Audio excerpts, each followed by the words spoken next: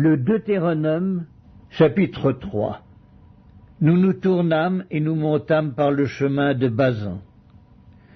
Og, roi de Basan, sortit à notre rencontre avec tout son peuple pour nous combattre à Édréi. L'Éternel me dit, ne le crains point, car je le livre entre tes mains, lui et tout son peuple et son pays. Tu le traiteras comme tu as traité Sion, roi des Amoréens, qui habitait à Hesbon. Et l'Éternel notre Dieu livra encore entre nos mains Og, roi de Basan, avec tout son peuple. Nous le battîmes sans laisser échapper aucun de ses gens. Nous prîmes alors toutes ces villes, et il n'y en eut pas une qui ne tombât en notre pouvoir. 60 villes, toute la contrée d'Argob, le royaume d'Og en Basan. Toutes ces villes étaient fortifiées avec de hautes murailles, des portes et des barres. Il y avait aussi des villes sans murailles en très grand nombre. Nous les dévouâmes par interdit, comme nous l'avions fait à Sion, roi de Hesbon. Nous dévouâmes toutes les villes par interdit, hommes, femmes et petits-enfants, mais nous pillâmes pour nous tout le bétail et le butin des villes.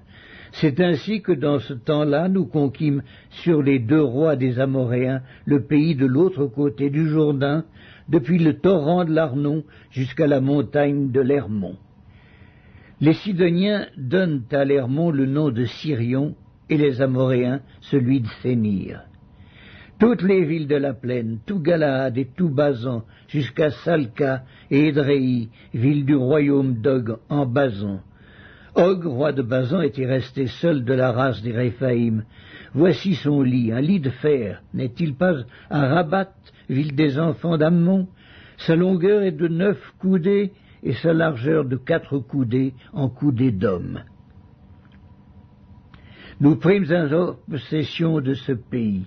Je donnai aux Rubénites et aux Gadites le territoire à partir d'Aroër, sur le torrent de l'Arnon, et la moitié de la montagne de Galaad avec ses villes. Je donnai à la moitié de la tribu des Manassés le reste de Galaad et tout le royaume d'Og en Basan. Toute la contrée d'Argob avec tout Basan, c'est ce qu'on appelait le pays des Réphaïm.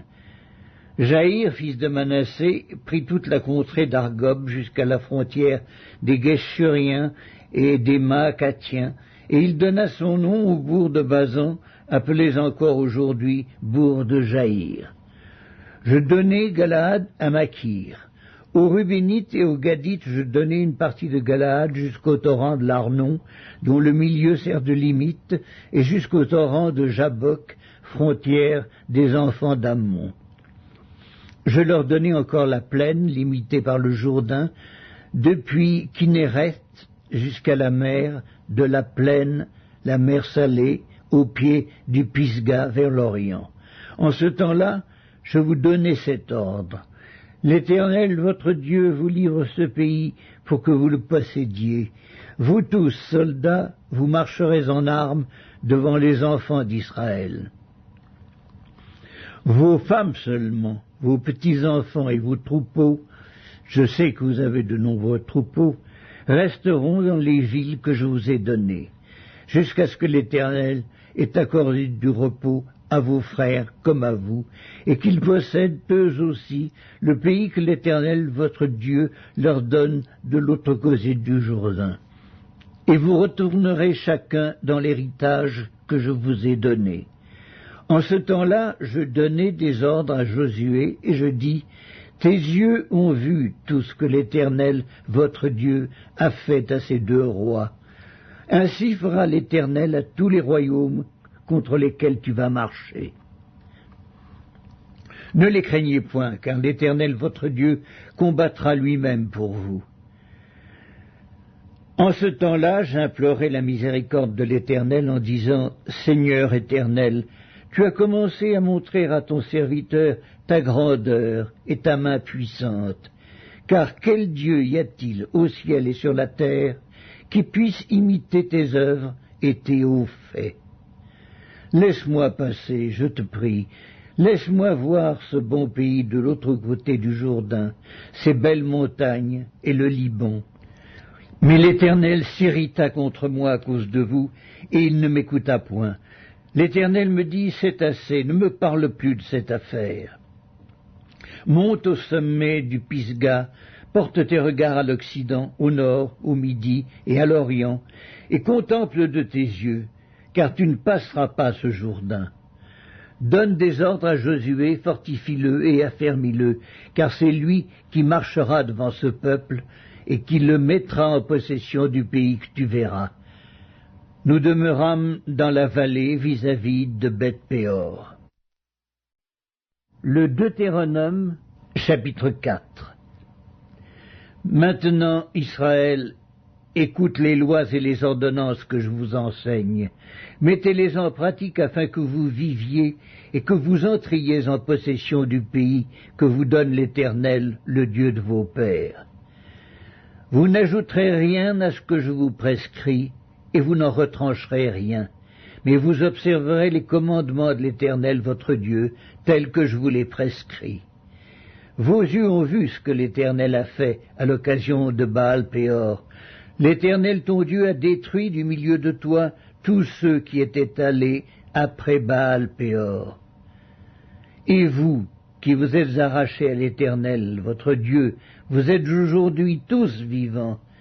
Voici, je vous ai enseigné des lois et des ordonnances, comme l'Éternel mon Dieu me l'a commandé, afin que vous les mettiez en pratique dans le pays dont vous allez prendre possession.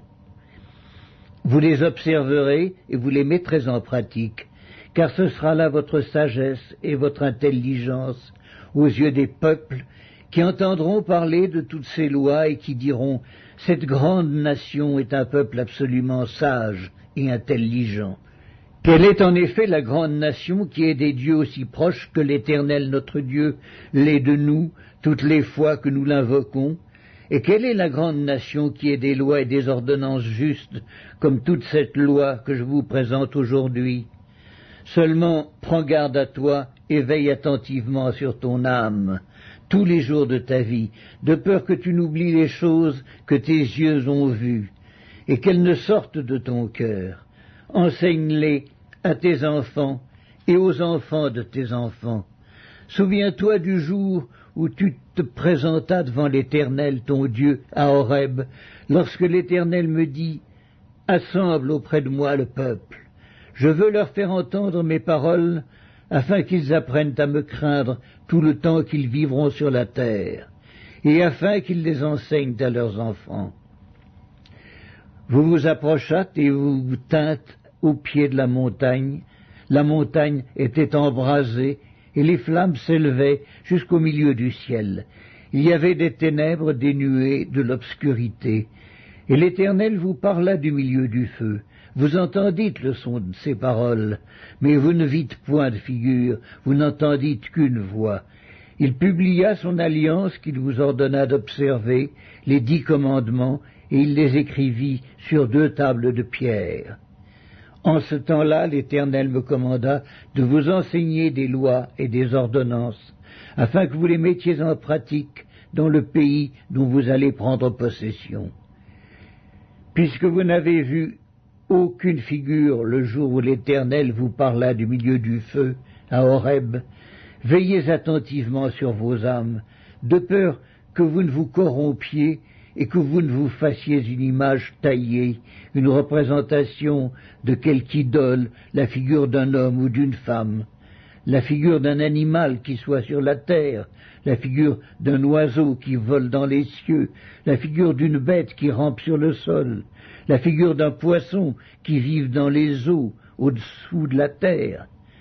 Veille sur ton âme, de peur que, levant tes yeux vers le ciel et voyant le soleil, la lune et les étoiles, toute l'armée des cieux, tu ne sois entraîné à te prosterner en leur présence et à leur rendre un culte. Ce sont des choses que l'Éternel ton Dieu a données en partage à tous les peuples sous le ciel tout entier. Mais vous, l'Éternel vous a pris et vous a fait sortir de la fournaise de fer de l'Égypte, afin que vous fussiez un peuple qui lui appartint en propre, comme vous l'êtes aujourd'hui. Et l'Éternel s'irrita contre moi à cause de vous, et il jura que je ne passerai point le Jourdain, et que je n'entrerai point dans le bon pays que l'Éternel ton Dieu te donne en héritage. Je mourrai donc en ce pays-ci, je ne passerai point le Jourdain, mais vous le passerez et vous posséderez ce bon pays. Veillez sur vous, afin de ne point mettre en oubli l'alliance que l'Éternel votre Dieu a traitée avec vous, et de ne point vous faire d'image taillée, de représentation quelconque que l'Éternel ton Dieu t'ait défendu. Car l'Éternel ton Dieu est un feu dévorant, un Dieu jaloux. Lorsque tu auras des enfants, et des enfants de tes enfants, et que vous serez depuis longtemps dans le pays, si vous vous corrompez, si vous faites des images taillées, des représentations de quoi que ce soit, si vous faites ce qui est mal aux yeux de l'Éternel, votre Dieu, pour l'irriter, j'en prends aujourd'hui à témoin contre vous le ciel et la terre. Vous disparaîtrez par une mort rapide du pays dont vous allez prendre possession au-delà du Jourdain. Vous n'y prolongerez pas vos jours, car vous serez entièrement détruits. L'Éternel vous dispersera parmi les peuples, et vous ne resterez qu'un petit nombre au milieu des nations, où l'Éternel vous emmènera. Et là vous servirez des dieux, ouvrage des mains de l'homme, du bois et de la pierre, qui ne peuvent ni voir, ni entendre, ni manger, ni sentir. C'est de là aussi que tu chercheras l'Éternel ton Dieu, et que tu le trouveras si tu le cherches de tout ton cœur et de toute ton âme. Au sein de ta détresse, toutes ces choses t'arriveront. Alors, dans la suite des temps, tu retourneras à l'Éternel ton Dieu, et tu écouteras sa voix. Car l'Éternel ton Dieu est un Dieu de miséricorde, qui ne t'abandonnera point, et ne te détruira point. Il n'oubliera pas l'alliance de tes pères, qu'il leur a jurée. Interroge les temps anciens qui t'ont précédé depuis le jour où Dieu créa l'homme sur la terre et d'une extrémité du ciel à l'autre. Y eut-il jamais si grand événement, et a-t-on jamais ouï chose semblable? Fut-il jamais un peuple qui entendit la voix de Dieu parlant du milieu du feu, comme tu l'as entendu, et qui soit demeuré vivant? Fut-il jamais un Dieu qui essaya de venir prendre à lui une nation du milieu d'une nation, par des épreuves, des signes, des miracles et des combats, à main forte et à bras étendus, et avec des prodiges de terreur, comme l'a fait pour vous l'Éternel votre Dieu, en Égypte et sous vos yeux? Tu as été rendu témoin de ces choses, afin que tu reconnusses que l'Éternel est Dieu, qu'il n'y en a point d'autre. Du ciel, il t'a fait entendre sa voix pour t'instruire, et sur la terre il t'a fait voir son grand feu, et tu as entendu ses paroles du milieu du feu. Il a aimé tes pères, et il a choisi leur postérité après eux. Il t'a fait lui-même sortir d'Égypte par sa grande puissance. Il a chassé devant toi des nations supérieures en nombre et en force, pour te faire entrer dans leur pays, pour t'en donner la possession, comme tu le vois aujourd'hui.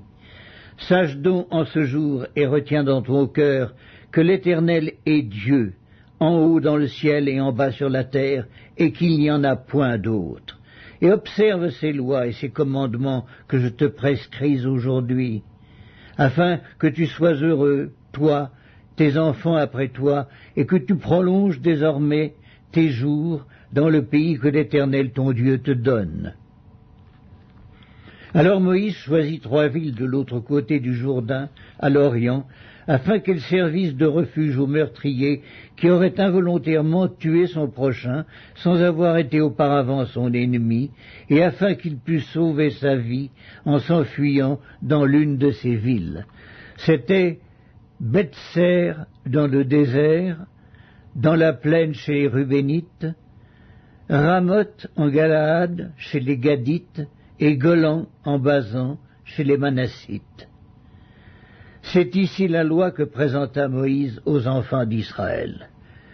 Voici les préceptes, les lois et les ordonnances que Moïse prescrivit aux enfants d'Israël après leur sortie d'Égypte. C'était de l'autre côté du Jourdain, dans la vallée, vis-à-vis de Beth-péor, au pays de Sion, roi des Amoréens, qui habitait à Hesbon, et qui fut battu par Moïse et les enfants d'Israël après leur sortie d'Égypte. Ils s'emparèrent de son pays et de celui d'Og, roi de Basan.